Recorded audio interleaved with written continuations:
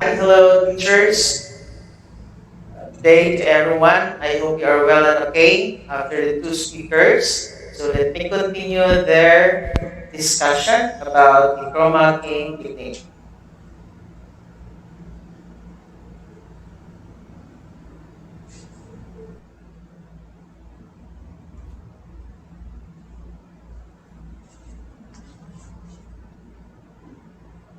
Hi, teachers. Good day. Kala niyo, nag-lag na si Sir Bernal, no? This is one of the interactive technique I use in my class so that my students will be curious on the next slides I need to present to them. So, ngayong araw na to, tuturo ko sa inyo yung basic or simple one-time setup in our chroma keying technique as an interactive online tools. Pupusit tayo sa first steps. Siyempre, una natin gagawin is to prepare the things we need to. Ayan. So, yung mga bagay na dapat nating i-prepare before we start our setup is dapat meron tayong laptop with built-in camera. Pangalawa, dapat meron tayong PowerPoint with our lesson. Usually or commonly, as a teachers, yung pinaka-importante na bagay na meron tayo every time we to start our class observation or meron tayong online class, teleconference, or meeting man, kahit saan man. Basta meron tayong mga presentation, kailangan natin ng PowerPoint. So usually, ando na dun sa computer natin yung PowerPoint. So, make sure we do have this PowerPoint. Third one is we need to have our OBS. Sinabi ni Sir Kevin, where to download the OBS. I hope everyone or everybody right now which is listening to me, ay meron na pong OBS na naka-install sa kanilang mga computer. It takes only 6 to 7 seconds before you have already the OBS. Pagkatapos ma-install, lagyan na po natin ng add-ons. Yung tinatawag natin na virtual camera. Pero kahit hindi na po tayo nakapag-add-ons ng virtual camera, yung OBS po natin is may nakapackage na po na virtual camera niya. The purpose of this add-on virtual camera is for us to have an additional camera if in case na kailangan po natin. Okay? So, we're good to go with our next presentation. So, sa nakikita ninyo sa likuran ko is I have here the screenshot of my desktop. Desktop ng computer o laptop na in-issue po sa every school last year, yung tinatawag na DCP, nagkaroon po ng issuance of the laptop. Ito po yung ngayon yung ginagamit ko na sample to show to you on how to set up the OBS using this laptop. Normally, yung mga laptop natin, mayroon siyang mga built-in cameras. No need to worry. No? Kahit hindi po masyadong high-end yung mga laptop natin, ang importante lang po, gumagana siya at meron siyang built-in camera and can able to open our PowerPoint. So, this is the OBS interface. Ganito po yung itsura ng OBS interface natin. Yung OBS interface po natin, mayroon ding menu bar, same with the other application na mayroon tayo. Mayroon tayong mga formatting tools dito, yung toolbars niya. Mayroon siyang scenes, mayroon siyang source, mayroon audio mixer. Mayroon po control dyan sa another end or another space there. Mayroon pong scene transition. So, which is among the important na dapat natin tandaan with the setup of the OBS. So, kailangan natin tandaan yung scene, yung sources, audio mixer. Don't mind first yung scene transition. Kasi yung scene transition, iba naman yung gamit niya when you are doing your live. So, right now, mayroon tayong controls dito. Tsaka, dito sa menu, kailangan natin tandaan yung tools. Okay. So, we're good to go with the works. The next is to check first yung sources. Ito yung mga lumalabas na menu sa sources natin. Makikita niyo yung my background there. Meron tayong mga groups, Windows Capture, Video Capture, and the rest. Okay. Dalawang sources lang po dapat nating tandaan, which is our window capture at yung video capture po natin. That plays an important role in setting up our virtual presentation using the OBS. Usually kasi, when we are having our presentation with our Google Meet and Teams, normally, yung teacher dito sa kabila, yung camera niya, and then yung presentation niya dito sa kabila. The purpose of telling you about this chroma keying is that we will be presenting in one area only. We will present you a teacher, and we will present at the same time your PowerPoint, which is serve as your visual aids dito mismo at your back. So this is what I am doing right now. It's very easy for students to focus on. Kasi pag dalawang scene ang makikita ng students, nakikita niyo yung mukha mo dito, makikita niyo yung presentation mo sa kabila, dalawa ang focus ng students. Hindi siya makapag-focus, piling-pili siya sa mukha ng teacher niya, hindi siya makapag-focus dun sa presentation niya. At kung makapag-focus man dun sa presentation niya, hindi niya naman makikita yung facial expression ng teacher niya. So, mayroon siyang tinatawag na disadvantage. Pero ganun din yung pag-represent niya. Kaya nga lang, kinaiba ng chroma keying technique gamit ng OBS is for us to really be seen by our students virtually na parang we put the virtual situation into reality. So without further ado, we're going to proceed to the next part. Next na gagawin po natin is i-open po yung PowerPoint.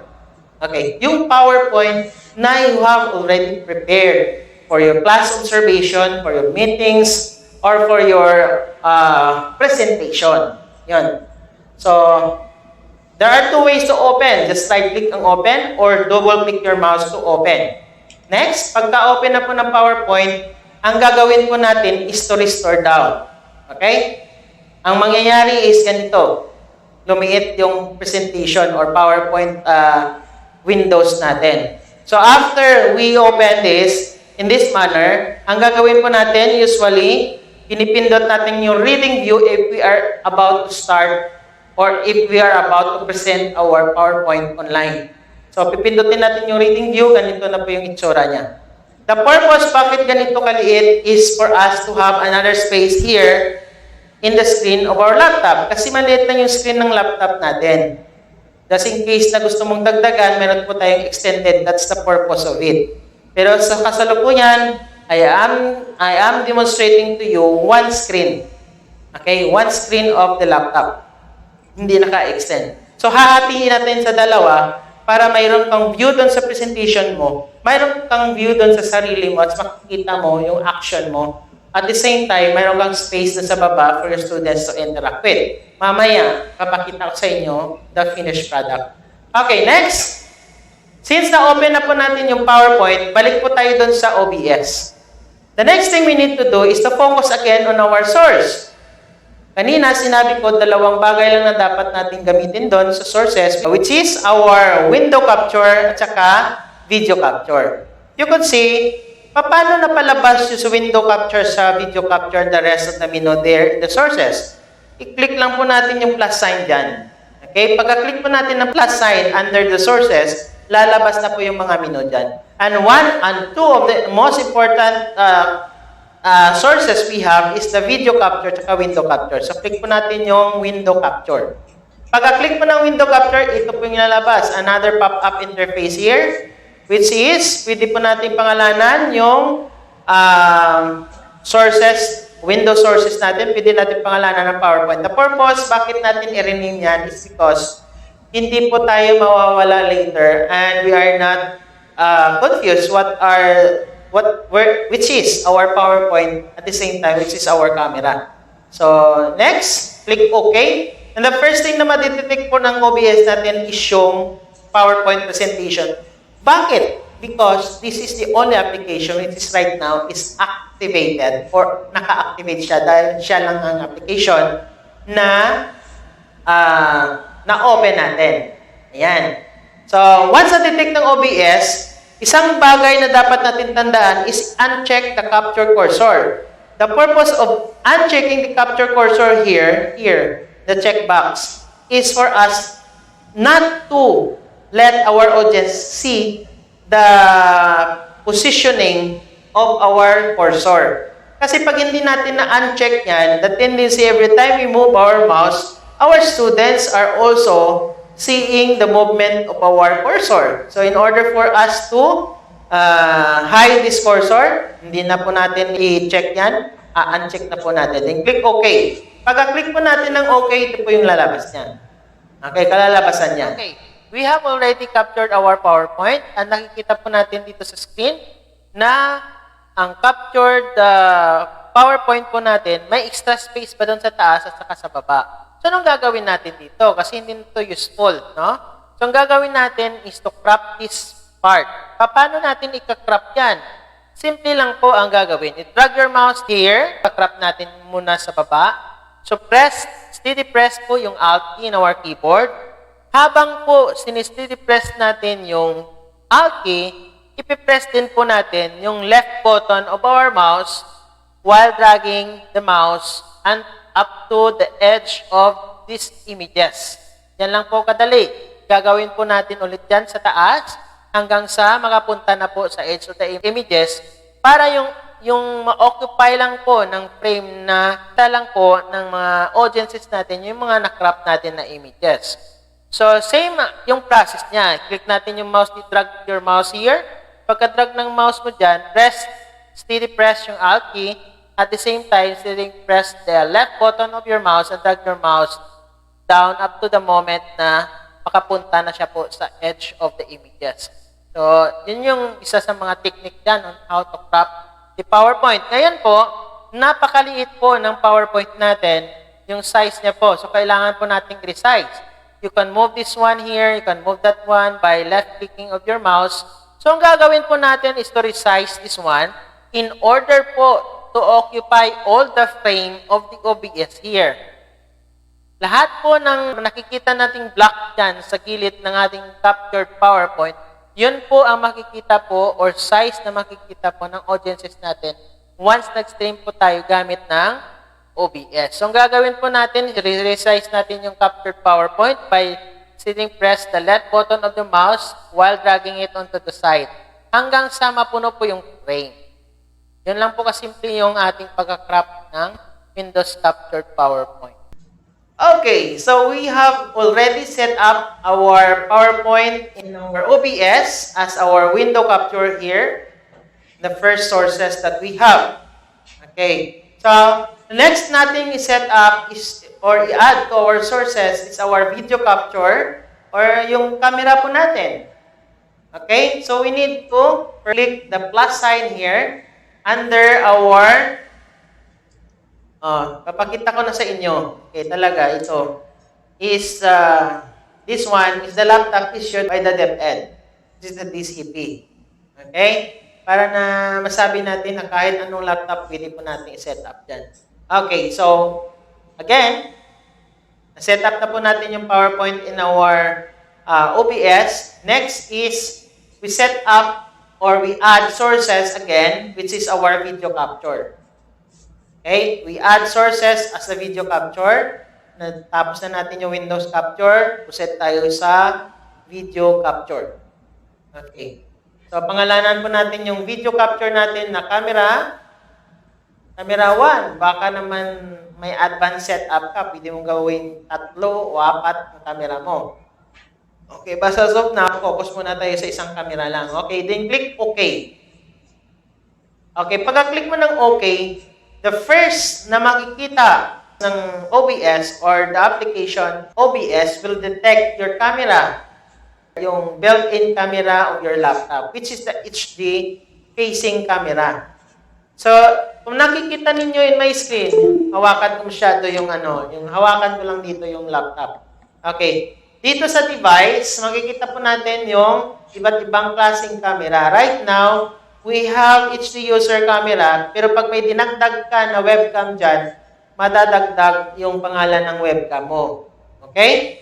So, sa kasalukuyan, we need to focus on the HD facing camera natin, your built-in camera of the laptop, kasi yun lang yung mayroon tayo as our source of the camera. Then, click OK. Okay. If you have observed here in my backdrop, in our room, dito sa Harun National High School, mayroon na tayong green screen na backup, which is the neon green.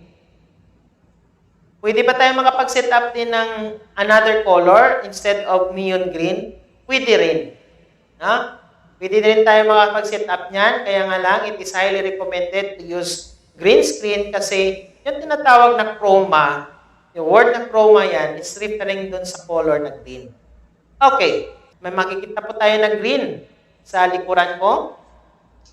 Okay? Yan. So, para hindi po tayo ma-confuse, I will detach first the camera I have here, the main camera. Okay. Ayan na. Babagay ko lang po, nakapatong na po, yung setup niyan is dapat yung camera mo nakapatong sa mataas na area wherein naka-level siya or naka-eye level sa sayo. Kasi, ika-capture ka ng camera mo. So, kailangan eye level talaga. Pero wag kang mag-alala if your background is only 1 meter or 2 meters na occupy niya, halimbawa maliit lang yung space mo, kahit na ganito lang kaliit, isang kamay mo lang pwede mong gamitin to move with. So, pwede ka nang lumipat dyan to move that one. Pero ngayon, naka-inverted siya, hindi siya naka-mirror yung kamay ko. So, ibig sabihin, ang kaliwa ko is opposite yung direction niya. So, ang gagawin ko to not confuse with ourselves is to transform the camera setup. So, ang gagawin ko lang is click the part of the square here or the capture of the video, then left click. Steady po natin yung left click niya. Tapos, ang gagawin po natin is stretch it out papunta sa kabila. Okay. Pag ano nang nangyari, you can able to move your hands the same as humaharap ka sa mirror. Okay, yung tinatawag na mirror. How to remove the background in order for us to be in our presentation. Ang gagawin natin, crop muna. Crop first. In order to crop, kanina sinabi ko, during the cropping in our PowerPoint, i-press po natin yung Alt key, tapos press the left key, then drag your mouse, and then click steady press yung Alt key tsaka left click of your mouse hanggang sa mawala yung the part which is not captured with no green screen. Ayan. Hayaan mo na maputol yung ulo mo kasi later, ang gagawin mo is ikaw na mismo mag-a-adjust dyan. Okay. So, our goal is to remove the background here. In order to remove the background, kailangan po natin na i-filter yung camera. So, make sure that the camera is activated. Paano siya ma-activated? I-click mo lang yan kasi naka-layer na siya sa sources. Okay? Naka-layer na. Yan yung purpose ba't nauna yung Windows Capture kaysa sa camera. Para the Windows Capture will serve as our background. The camera is in front, yung capture ng camera. So, next, click natin yung camera. Make sure naka-activate. Tapos, i-click the filter. Again. Click the camera, click the filter, and then resize the interface. The purpose for that is para makita natin lahat ng content ng interface filter of our camera. Sa unahan dito, mayroon tayong audio at video filters. May plus sign din, pero don't mind about this. Dito tayo sa effect filter. Sa effect filter, mayroon tayong plus sign na sa baba. Don't mind about the minus. The minus will remove the current setup you have attached to your camera. So, mag-a-add po tayo ng filter and one of the filter na pwede nating i-add doon sa captured camera natin is the chroma key. Yan. So, click natin yung chroma key. Pagka-click mo natin ng chroma key, automatically, whatever green at my back, nire-remove ng chroma key effect filter. Kasi, the key color here is green. Ayan. Pag lagay natin sa blue, ayan ang mangyayari, lahat ng blue. Magenta, wala siyang nadetect na magenta. Mayroon sa gilid dyan, sa kabila. Okay. So, pag hindi magenta, hindi blue, hindi green yung background mo, pwede mo rin i-custom yan. Hanapin mo lang dito, select color, and then either you can pick color on the screen. Okay? Pero it is highly recommended again to use green. Or usually the green there is neon green yung ginagamit sa mga movie like Iron Man, like the rest of the mga fantasy movie. Ayan. Okay. So, we need to adjust kasi makikita natin at my back, there are part of the green screen na medyo nag-hazy siya or pixelated siya. You can adjust the similarity here, increase or decrease. Ganyan. Hanggang sa magiging gray yung green. Okay? Then, pag nasobrahan yung similarity mo, pwede mo i-adjust yung smoothness mo hanggang sa maging clear na yung mukha mo dyan.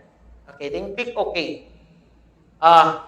You have already set up your PowerPoint at the same time na set up mo na yung camera mo in our OBS. And you're good to go to have your class. And before you stream the sources in our OBS to our Google Meet or Teams or Zoom, ang unang gagawin mo, since you set it up, na lagay mo na yung camera mo at dito capture mo sa sources, next thing you need to do now is to try.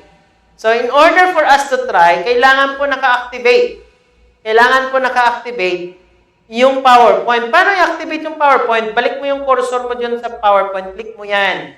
Then, you have your presenter view. If you don't have presenter view, you can use your wireless mouse.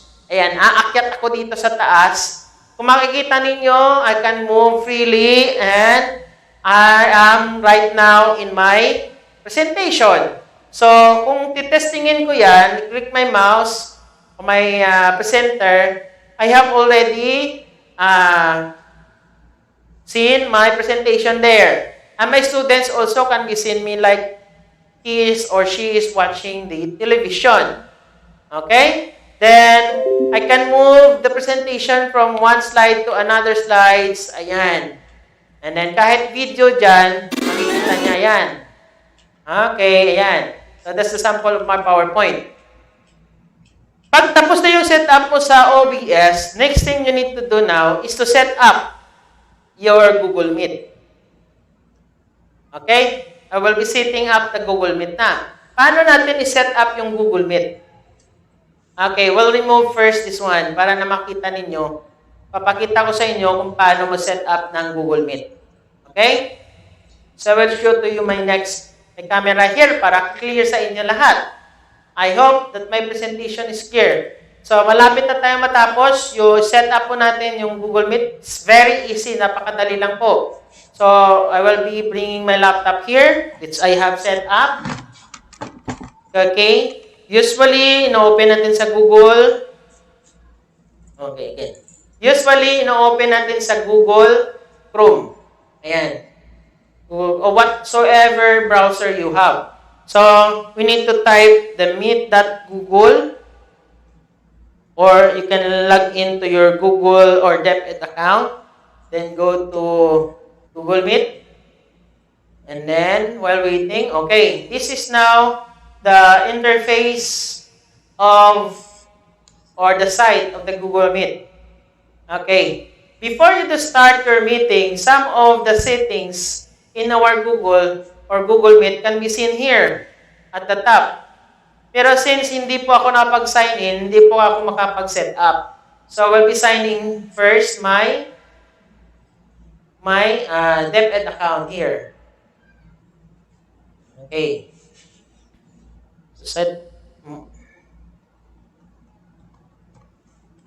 Okay. Then, pagkatapos nyan, once naka-sign in ka na ng Google Chrome mo, automatically, dito sa taas, click na po natin yung settings ng Google Meet. Hindi po tayo nakapag-create first ng meeting natin. We need to set up first the settings of the Google Meet. So, i-click po natin yung settings icon niya, which is the gear. And on our default audio, the microphone, default na po yan. Wala na po tayong gagawin dyan. Dito na po tayo sa video. Okay, sa video niya. The first thing na ma-detect ng Google Meet is the HD user facing na camera or the built-in camera of our laptop. Pero, makikita natin dito the camera failed. O wag po tayo mapanic kahit na camera failed. So, pag ganyan ang nangyari, during the setup, hayaan mo lang. Balik ka dun sa OBS mo. And, dito sa control, sa baba, no, control, for one camera, mayroon tayong button dyan na start virtual camera. Ayan, start virtual camera dyan. So, try natin to start the virtual camera button here na control. Okay, pagka-start ng virtual camera, balik tayo dun sa Google Meet. Okay, balik tayo dito sa HD facing camera. Okay, yan, may makikita tayong tatlong camera. Okay, one of it is the OBS virtual camera and the other one is the OBS camera. Either from the two is functioning. So, pero unahin natin yung OBS virtual camera. Okay, click natin yung OBS kasi nakapag-start na siya. Yan! Whatever displayed in the capture frame of our OBS, yun yung naka-display doon sa camera niya. Pag nakita mong ganyan, you are successfully doing well in your setup. So, testing natin lagyan ng camera. Activate yung camera dyan. Ayan. So, balik tayo doon sa Google Meet. Ayan. So, makikita nyo na ako doon sa camera setup dito sa Google Meet. Ayan. Okay. So, that's okay. You already set it up. Ilang pieces ba i-set up to? One time lang. Minsan lang. Pag na-set up mo siya minsan, yun na yung setup na ipa-follow niya on the next day and the next day. Unless, mag-a-add ka ng sources mo. Okay? Pero, the best thing you need to do is to set it up first. The rest will just follow. And pag talagang expert ka na using the OBS, you can do the adding of the scene where you can able to create another scene there. Pero right now, ganito lang po muna, hanggang dito lang po tayo sa setup ng OBS natin, the video capture, the window capture, and one scene alone. So, try natin yung new meeting and try an instant meeting to check if our work is okay. Ayan. So, makikita natin we have our presentation na in our Google Meet. You try to tell your students to pin yourself at pag gumagamit siya ng cellphone niya to view you very well, kailangan naka-landscape siya at saka naka-pin yung presentation mo. Okay? So, ayan na. If you can see here in our presentation, inverted. No, naka-inverted yung kuha ng screen. No? Inverted yung kuha ng screen. Yung presentation natin ay nandito sa iyo. Pag nakikita mo yan sa Google Meet or sa Teams, you can view that naka-reverse siya. No? Naka-reverse. No? Naka-reverse yung text. Kasi nasa harap siya ng students mo. Pag yung students mo andun sa harap ng presentation mo, ibig sabihin, tama yung tinitingnan nila. So, the only thing you need to do para tama rin ang makikita mo is to open the OBS, open your PowerPoint. Yun yung purpose, but hinati natin yung space from one space to another. Ayan. So, paano ko naman makikita yung students ko? Oh, makikita mo yan by switching Alt Tab to your Google Meet. Ayan. Pwede ka makakita dyan ng students mo. Pero, whatever you are switching in your computer, hindi makikita ng student mo. Ikaw na makakita niyan. Yung makikita ng students mo is the PowerPoint and your camera alone. Okay? Yun lang. Yun, whatever displayed in your OBS, captured frame, yun lang yung makikita ng students mo. Okay? I hope I have discussed to you well on how to use the OBS in our Google Meet. Let's proceed to Teams. Okay, let us continue what we're doing. We're going to set up now the MS Teams using our OBS as our virtual camera. Halimbawa, if you are using MS Teams in your online class, ganito po ang gagawin natin. We'll open the MS Teams, of course.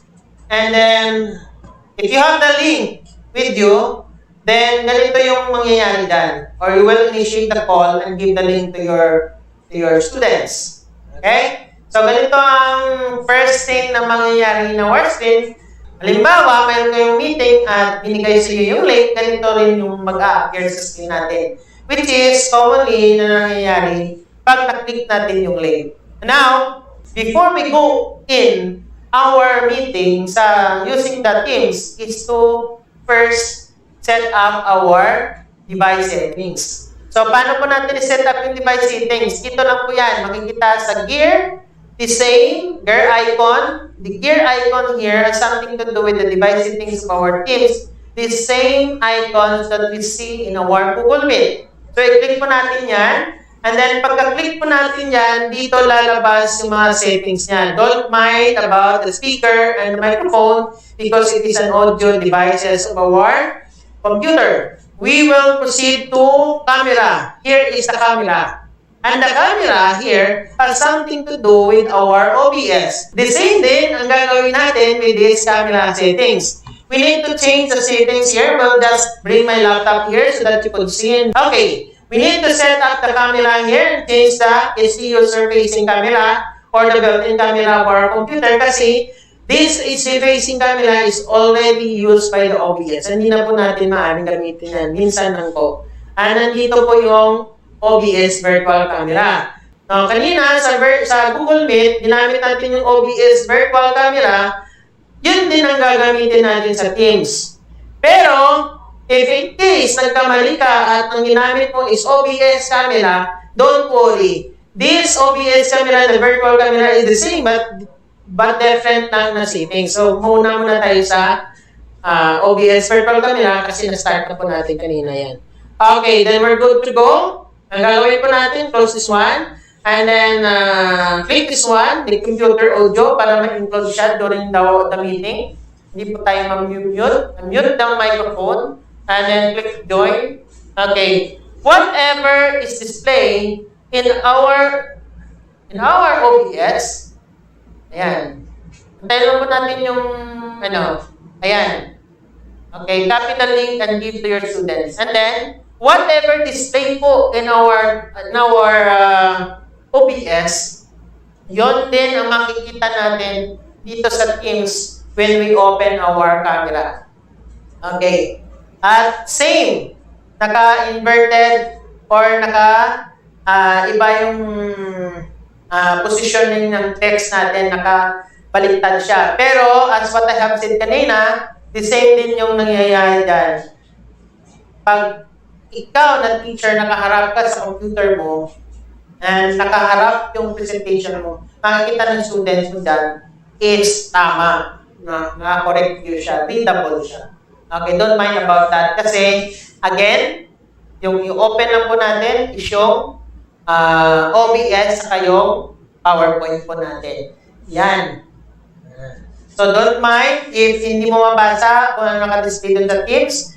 Which is important is nababasa mo yung PowerPoint mo. And every time we do start our class, ganito yan. I-click, i-activate po natin yung PowerPoint in order for us to move the slides from one to another.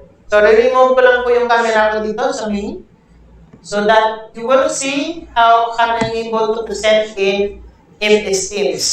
Ayan. Ayan.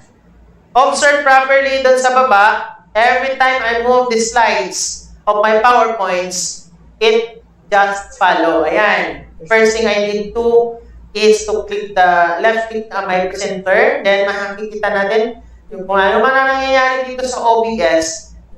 Yun din ang nangyayari sa ating Teams. Ayan.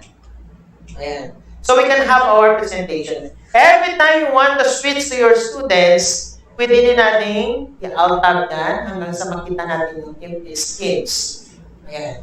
Pwede rin MS Teams at saka yung camera mo with your meeting, don't mind about OBS. So, mayroon pang option para makita mo yung students mo at the same time, makikita mo yung nangyayari sa presentation mo. Pwede mong paliitin yung Teams mo hanggang sa ma-occupy o mahati sa dalawa yung screen. Ayan. So, every time you click your PowerPoint, nakikita mo yan. And when your students would interact during your discussion, makikita mo rin yung students mo. Habang yung naka-minimize or naka-restore down yung window ng OBS. And now, here we go. You can have your PowerPoint at the same time, your video capture in one location alone. and where your students can focus directly to one view alone. And you can tell your students to, or either in Teams, the technique there is to focus, para na maka-focus na yung mga students mo, yung listener mo sa your presentation, you can spotlight your camera so that everybody can see you. Okay. I hope that everybody learned from us, the three of us, Ma'am Paula, Jensa, and Sir Kevin Lapat, with our Chroma keying technique as an interactive online or teaching online. Not only teaching online, you can use this OBS as tool in Chroma keying technique in presentation, with your online presentation, with your demonstration, with whatsoever presentation you have. You can do the start recording there to create your video lesson, or you could have your streaming your video lesson online, either Facebook or YouTube, whatsoever social media that have a streaming key. All you need to do is to learn more about the OBS. OBS Unlock Chroma keying as an interactive teaching online tools. So this is Sir Luis Bernal saying thank you very much, stay safe, and God bless everyone.